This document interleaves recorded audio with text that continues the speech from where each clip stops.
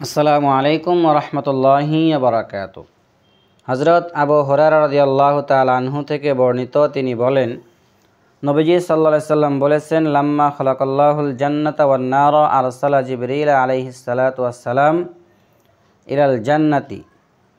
আল্লাহ রাব্বুল আলামিন যখন জান্নাত এবং জাহান্নামকে সৃষ্টি করলেন, তখন জিবরাইল আমিনকে পাঠাইলেন, যাও জান্নাত দেখে আসো যে আমি সেখানে কি প্রস্তুত করে রেখেছি।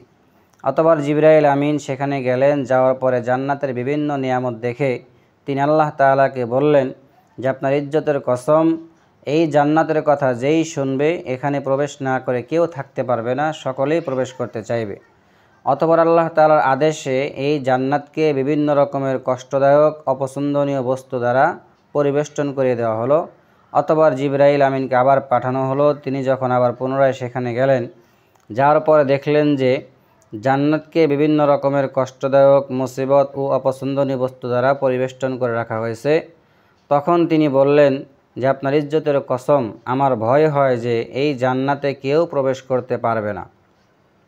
আল্লাহ তাআলা তাকে আবার জাহান্নাম দেখার জন্য বললেন। তিনি জাহান্নামে গিয়ে দেখলেন যে জাহান্নামের এক অংশ অপর অংশের উপর চড়াও হচ্ছে।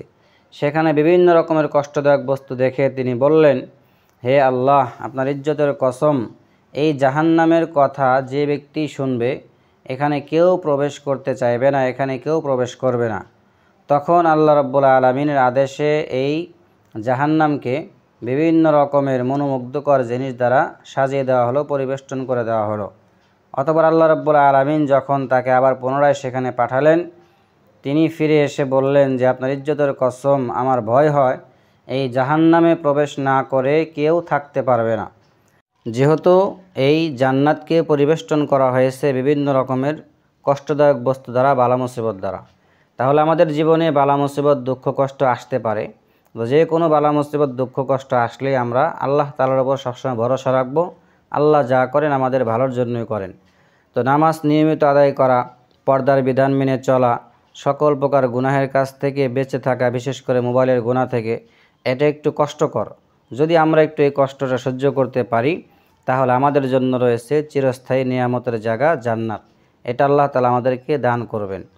আর যেহেতু জাহান্নামকে পরিবেষ্টন করা হয়েছে মনোমুগ্ধকর জিনিস দ্বারা, এখন যদি আমরা দুনিয়ার খেলতামাশায় লিপ্ত হয়ে যাই, আল্লাহ তাআলা নাফরমানি বারবার আমরা এরকম করতে থাকি, সর্বদা গুনার কাজে লিপ্ত হইতে থাকি, তাহলে এই একদিন আমাদের এই হায়াতের জিন্দেগি শেষ হয়ে যাবে। একদিন আমাদেরকে আল্লাহ তাআলার সামনে দাঁড়াইতে হবে, আর ওই কষ্টদায়ক জাহান্নামে কিন্তু আমাদের যাইতে হবে। এই জন্য আমরা যত কষ্টই হোক নিয়ত করি নিয়মিত 5 ওয়াক্ত নামাজ আদায় করব, আল্লাহ তাআলার হুকুমগুলো পালন করার জন্য অবশ্যই চেষ্টা করব ইনশাআল্লাহ।